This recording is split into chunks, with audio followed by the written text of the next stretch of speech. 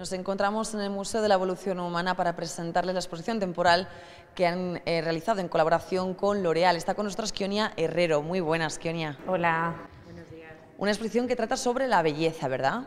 El propósito de esta exposición, La belleza, una búsqueda sin fin, es explorar el significado que ha tenido para el hombre el sentido de la belleza a lo largo de la historia.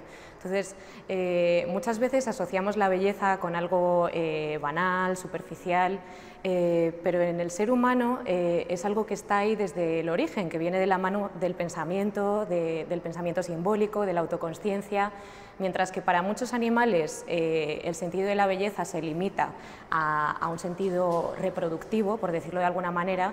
El ser humano tiene la capacidad de detectarla en su entorno, de cómo verse, por ejemplo, pues, con un paisaje bonito, con una puesta de sol, emocionarse con la música, con una obra de arte, y más allá de todo eso también es consciente de su propio cuerpo, de sí mismo, y por esa razón intenta manipularlo y adaptarlo a los parámetros de la comunidad en la que se desenvuelve. Pero es un concepto muy subjetivo, ¿no?, que de hecho ha evolucionado con el paso de los años. Efectivamente, un poco lo que queremos transmitir con esta exposición es que aunque existe un sustrato biológico en el concepto de la belleza, un sustrato, todos tenemos la tendencia a percibir como bellas las cosas simétricas, proporcionadas, en el caso del cuerpo, por ejemplo, los rasgos físicamente jóvenes. Más allá de todo eso, la belleza es fundamentalmente una creación cultural, y hay tantos tipos de belleza como culturas en el mundo. Y es de hecho lo que vemos en el fondo, ¿no?, el canon de belleza, que la evolución que ha tenido a lo largo de los años y según las culturas también. Sí, en este caso, por ejemplo, es el canon de belleza, pero el occidental. El occidental es un canon, bueno, ya hablaremos otro día un poco de esto, pero es un canon que está muy basado en el cuerpo y en la forma del cuerpo, por influencia también en gran medida del cristianismo, que opinaba pues, que el cuerpo humano era el objeto más bello imaginable y la medida de todas las cosas, pero hay otras civilizaciones y culturas en las que el canon de belleza, más que estar basado en la propia forma del cuerpo, está basado en las intervenciones que se hacen en él, es decir, el maquillaje, los tatuajes, las perforaciones. Entonces, bueno, eso ya lo comentaremos más profundamente en otro día. En relación con la belleza, ¿qué secciones podemos encontrar en esta exposición? Pues intentamos dar una visión un poco multidisciplinar, digamos, de lo que es la belleza, también con visiones transversales. Es que realmente explicar lo que es la belleza es un concepto tan amplio y tan complejo como la felicidad, y es cierto que es muy complejo, es muy difícil explicarlo, pero muy fácil de sentir, ¿no? La belleza la percibimos a través de los sentidos y sabemos que está ahí. Entonces, tenemos por un lado un ámbito en el que se explica la parte biológica, es decir, nuestra tendencia biológica a detectar la belleza; por otro lado, una parte más antropológica, de civilizaciones, también los vínculos de la belleza con el poder y con la jerarquía, y luego una parte de investigación y ciencia sobre la belleza. Entonces, hoy yo creo que vamos a coger algo anecdótico que yo creo que a la gente le puede resultar muy curioso, que es el papel que tiene la cosmética en la belleza, ¿no?, en nuestro sentir sobre la belleza. La cosmética forma parte de nuestro día a día, pero ¿cuándo se podría decir que empezó a formar parte de las primeras civilizaciones?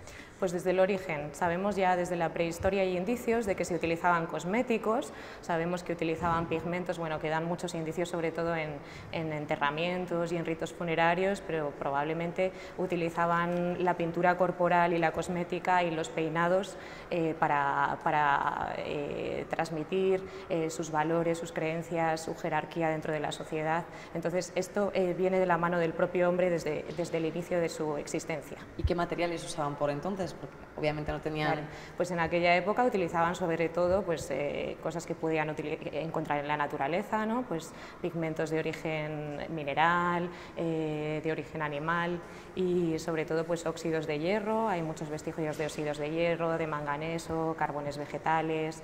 Sabemos incluso, hay teorías que apuntan que los óxidos de hierro mezclados con grasa animal pudieron ser los primeros fotoprotectores. Y digamos que ahí estarían los primeros, el origen de la cosmética. ¿Y por qué y cómo los usaban? Porque ahora tienes un espejo en el que mirarte, en el que te identificas, pero por aquel entonces no sé si a través de reflejos, en el agua, en la naturaleza, no sé. Pues, hombre, eso es complicado saberlo. Es cierto que ellos no tenían una imagen clara o incluso si utilizaban algún tipo de espejo o reflejo en el que verse, siempre era de forma parcial, es decir, que nunca era de una visión general, ¿no?, del cuerpo. Entonces, probablemente, y lo vemos incluso hoy en día, ¿no?, en ciertas civilizaciones, culturas en África, que bueno, muchas veces los rituales de embellecimiento se aplican en conjunto, son colectivos, es decir, unos se pintan a otros y bueno, pues probablemente pues era así, ¿no? Se pintaban unos a otros y la visión que tenían de sí mismos pues no era completa. ¿Cómo ha evolucionado esa cosmética entonces? Y la cosmética, por ejemplo, bueno, la propia palabra cosmética proviene de la raíz griega cosmos, es decir, proviene de la palabra cosmos. Y se vincula a que las civilizaciones antiguas creían en que la ornamentación celeste, el orden y la armonía celeste se trasladaba a los humanos, a la tierra, a través de los cosméticos. Es decir, que los cosméticos de alguna manera, para muchos en Egipto, por ejemplo, o en Grecia, eran un regalo de los dioses para ponerse en contacto con ese mundo celeste, con ese más allá.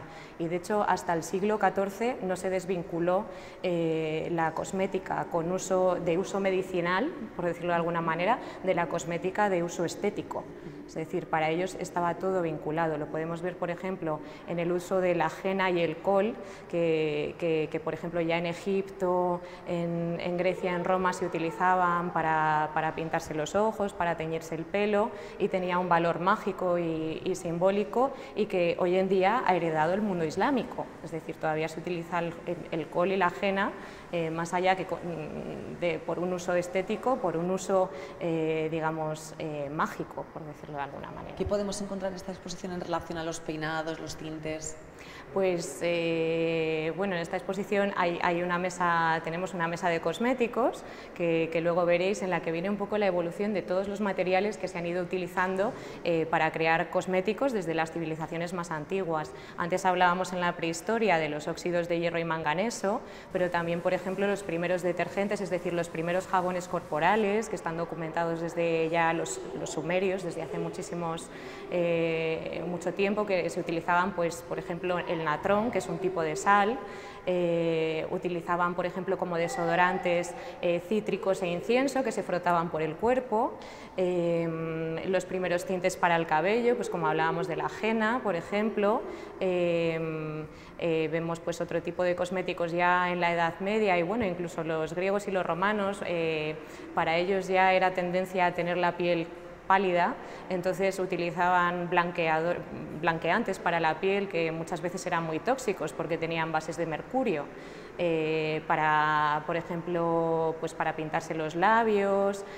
También utilizaban a veces productos muy tóxicos, todos sabemos la belladona, por ejemplo, para tener los ojos más grandes, más brillantes, en fin, que todo tipo de productos que se han utilizado a lo largo de la historia, y muchos de ellos bueno, que incluso eran un atentado contra la propia salud en pos de la belleza.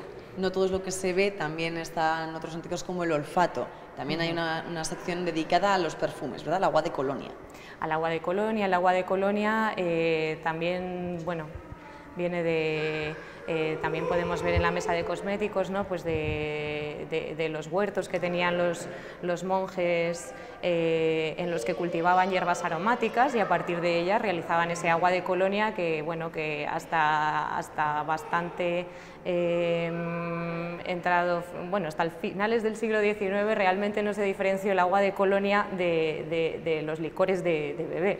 Y de hecho luego veremos más adelante, por ejemplo, el rodillo del emperador, que es una botella alargada que encargó el emperador Napoleón a Jean-Marie Farina, que es el precursor de la marca Roger Gallet, para que el emperador pudiera deslizarla en su bota cuando iba a las campañas militares, y poder de esa manera pues, beber y al mismo tiempo disfrutar del frescor del agua de Colonia. También tenemos los primeros tintes para el cabello, bueno, los primeros tintes sintéticos los creó Jean Schuller, que es el creador de la marca L'Oréal, L'Oréal, y de hecho ese primer tinte se llamaba L'Oréal, que es de donde viene el nombre de la marca, y vemos pues eso, como a principios del siglo XX, con todos los avances en la química y tecnológicos, pues incluso algunos de los más importantes investigadores de la época realizaron muchos progresos e investigaciones en el ámbito de la cosmética, como los conceptos de pH, los conceptos pues, de disolución de las sustancias, en fin, que bueno, realmente esa inquietud ha estado siempre ahí, y esa búsqueda y esa mejora en el campo de la cosmética pues existe y sigue existiendo hoy en día. Kionia, pues muchas gracias por las explicaciones, que yo creo que ha quedado muy claro, al menos esa parte de cosmética de esta exposición sobre la belleza en el Museo de la Evolución Humana. Muy bien, muchas gracias. Así que ya lo saben, si quieren aprender un poquito más sobre belleza, sobre cómo ha evolucionado a lo largo de los años, vengan aquí al Museo de la Evolución Humana.